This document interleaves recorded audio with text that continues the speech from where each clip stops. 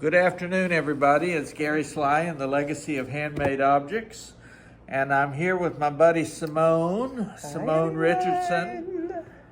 Simone runs a gallery and kind of a place of gathering for artists called Artists with a Purpose. And you've been downtown a couple years now? It's been 3. It's almost 4. 3 years. Wow. 4 in almost January. 4. Well, yeah, actually November.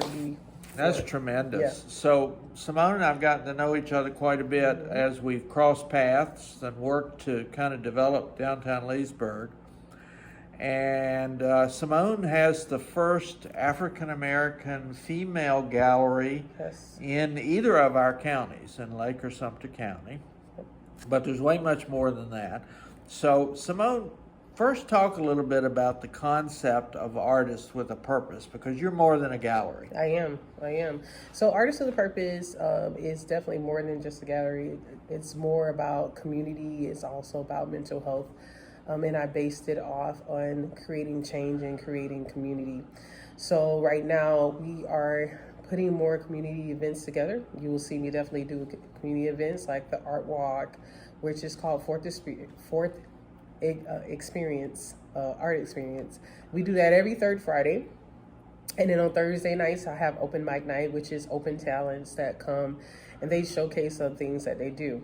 On the mental health part that we do is more of therapeutic art. So I do that as well. So people that deal with depression, anxiety, things like PTSD, art is supposed to be able to help them in ways that they can express. So, and then also the mobile art studio where I'm going to the heart of community teaching it as well. So those are some of the things that we're doing and trying to hit more of. So yeah.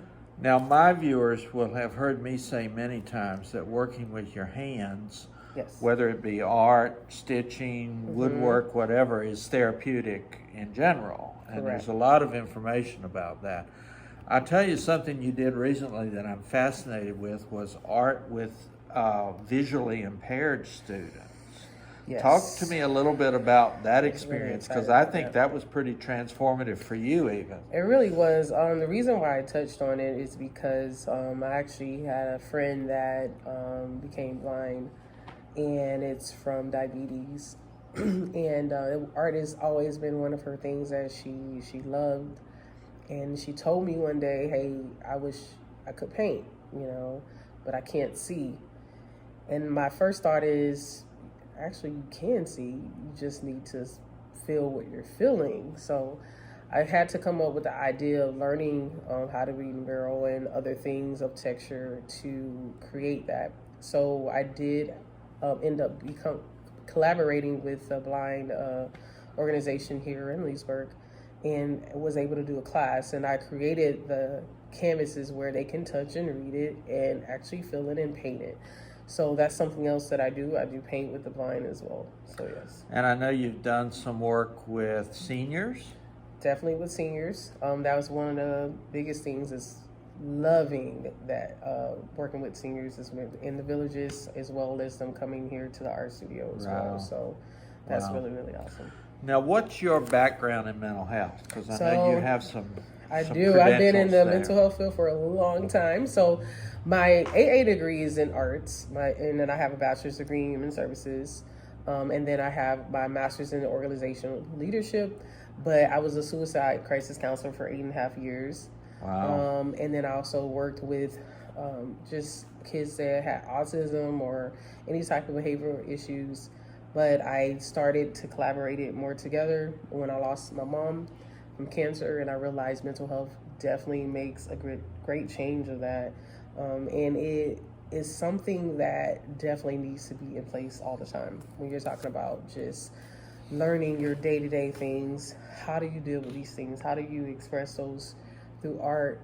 And the reason why I put it together, because it never should have been a part. It needs to be a part of your daily life. So yeah. I've been reading a lot recently, as I said, about kind of the psychology of using your hands and being creative.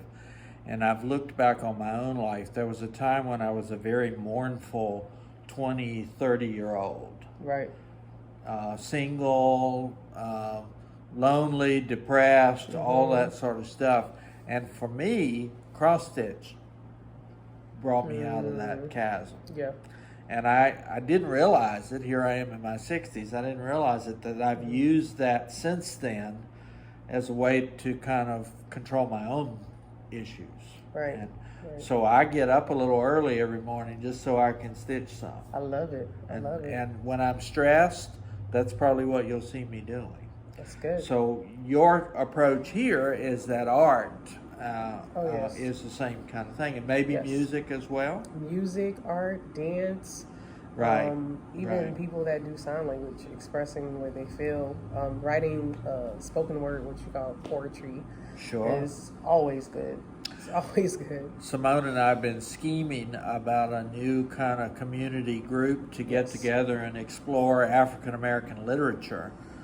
It's something that I've loved and Yes. actually taught in the community college system. So we've been kind of scheming about that, and maybe after the first of the year we'll That's get right. something going. Yes. A little bit of Tupac, a little bit of Yes. Charles Chestnut, Yes. all kinds of. I want to go back into history, but I also want to look at contemporary stuff and Love that. kind of keep up to date with that. So that's really cool.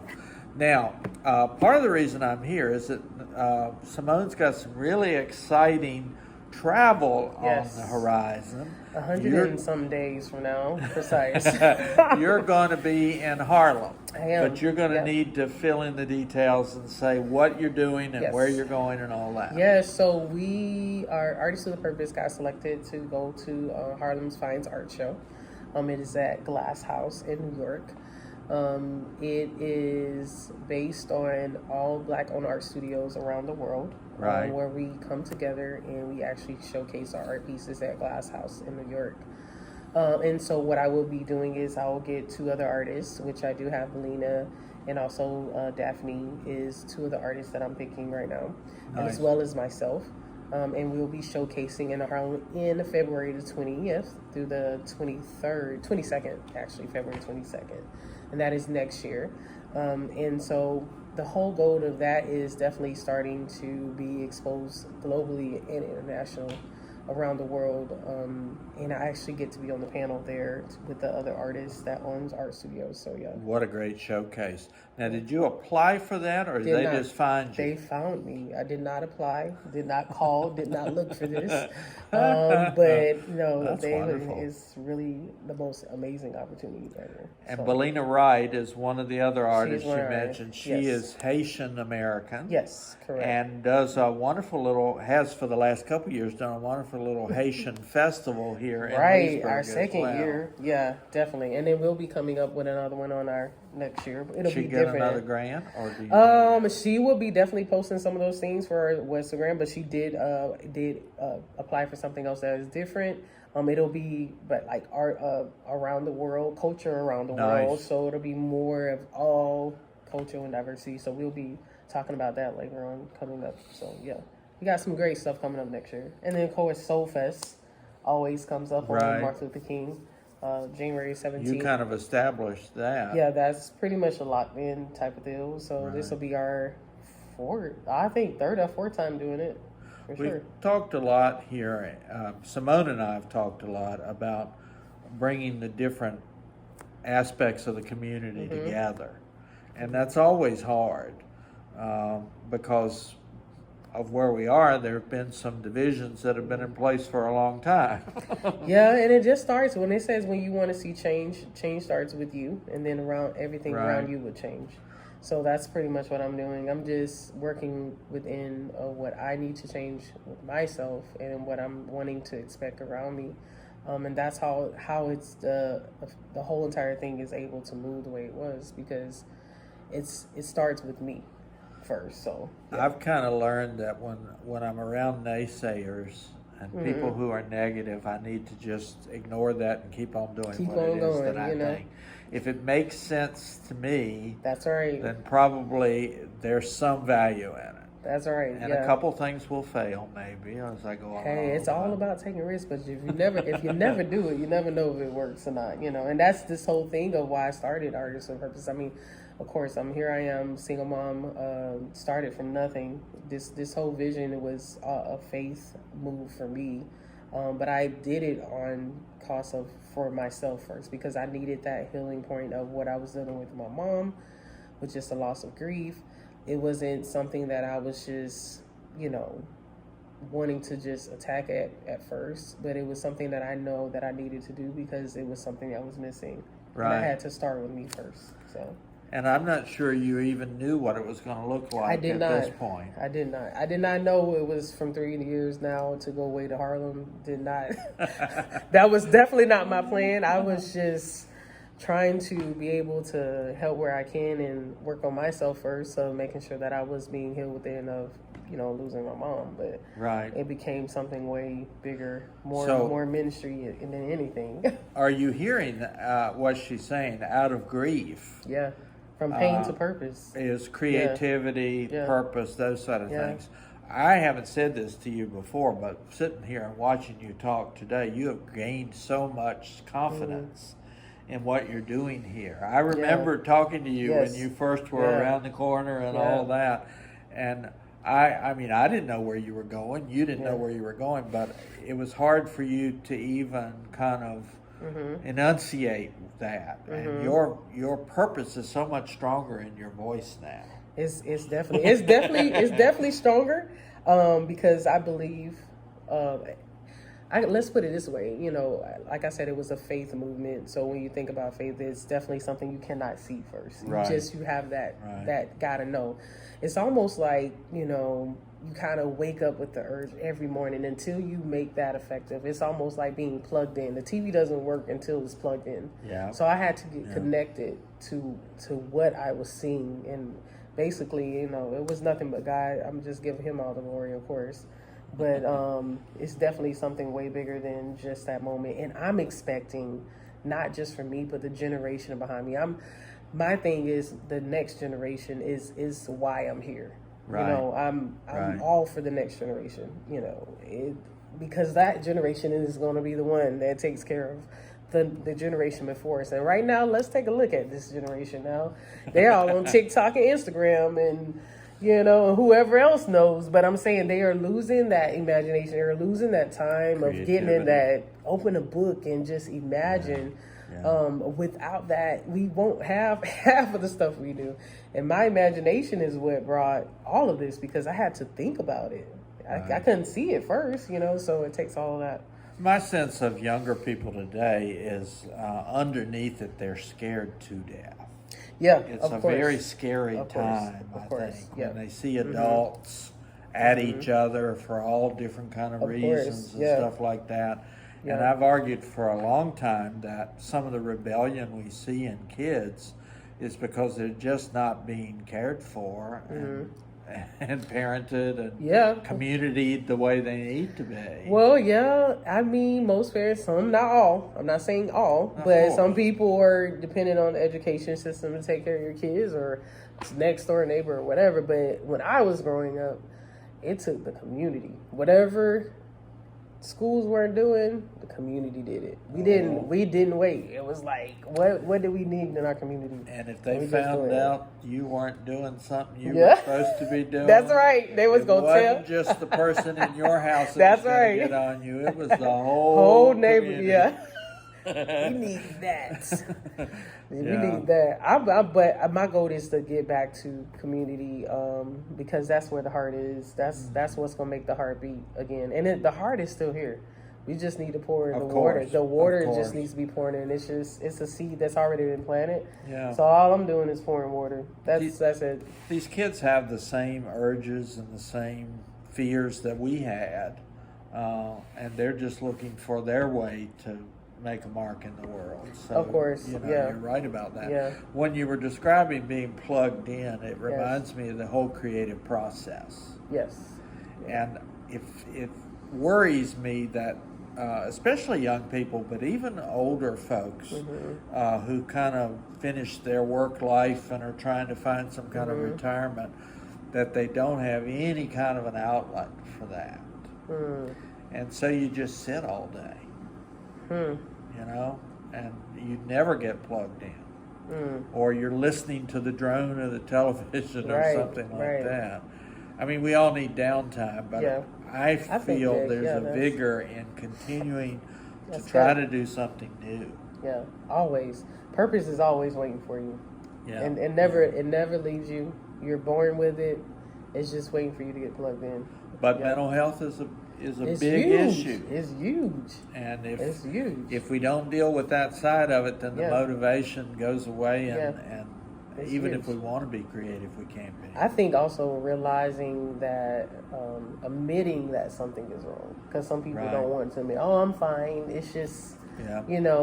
this is how I feel today." No, if you haven't gotten out your bed in a week, or if you're isolating yourself, or if you're not admitting that you need to have that healing process, then you're not really tapping into your full potential. So it starts with you for sure. I have a friend that has a T-shirt, and it's this guy in his underwear. Okay. Nothing risque or anything like that, but he says, "I'm just having a little bit of a mental breakdown. Do Yeah. you need anything?" Oh. And when you said that, it made me think and there's an artist that does Mm-hmm. that kind of work, and what he's doing when he walks around with a T-shirt is acknowledging that mental health is an issue. It really is. It really is. Now, not everybody would wear that T-shirt. Right.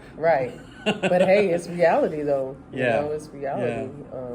A lot of people don't want to face that. So yeah, Truly. it's important. Now, you've got a young artist. I'm assuming it's a young artist. He's young. Even if he was old, he would still say he's young. So Okay. yes. You've got an artist on display here right now, and I Yes. am going to go around and take a few pictures. Okay.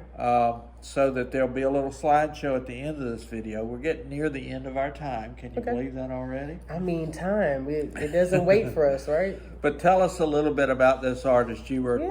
talking So to me. this. What's his name? His real name is Eric Wise, but we call him Wise Knight. That is his artist name. Every artist has their own name. Knight. Yes. Okay. Yes. Makes sense based on what I see here. And then he is actually he lives in Clemont. He's originally from New York, and he actually is an artist that deals with more music, comics. So you'll see a lot of Marvel, you'll see a lot of DC, you'll see a lot of different music that's going on. A lot of hip hop artists. But he definitely, a lot of young people connect to him a lot, which we did have that on Friday night last week, Right. which is the 4th Street Art Experience. And he was one of the opening artists. And then after this, in December, we have another showcase that's coming up. So we'll be doing this every 60-something days. It'll be coming up. Yep. So you've got kind of different exhibits planned for the future? Yes. So the next one will be 5 other artists. So it'll be 5 artists on each wall. Wonderful. That will come together. So it's gonna be great. And then now we're gonna be doing, like we did R&B classic soul Saturday night, which was really good. The dancing in the street type of thing. So That's yeah, great. That's it's my really era. cool. I don't know if you know this, but my front room is about to turn into a gallery. Yes, you told me that. I'm going to which have is a really show cool. next May. Margaret Everson, do you know? Yes, I do know Margaret. Turns 85 next May, She's and she's going to have a one-woman show that's going to open my gallery space in the old house. She's 85. That's Folks awesome. who've I been hope viewing so. me have Yeah. seen the house many times. Oh yeah, she's a pretty dynamic 85-year-old. So. She sure is. My goodness. Well, what a pleasure to spend some time here with Artists with a Purpose. Like I say, I'm going to go around and take a few photos, and I've enjoyed talking to you, and maybe we'll get a little preview of Harlem. We'll begin a little preview of Harlem, as well as you'll see content coming up really soon. So definitely follow me on Artists with a Purpose, and my website is it's artistwap.com. It doesn't say the whole thing, so artistwap.com is our website. So definitely take a look at all the events we got coming up. We have so many things in store next year. It's just going to get bigger and greater from here. But definitely look for the next generation. It's coming. And I'll try to link all that. If I don't, you heard Artists with a Purpose, and I think you can find her pretty easily. But I'll try to use my technological skills. And you got this, because you're younger than I am. You know what I mean? Well, thank you, my dear. Take care. As always, this is Bye, Gary Sly and the Legacy of Handmade Objects.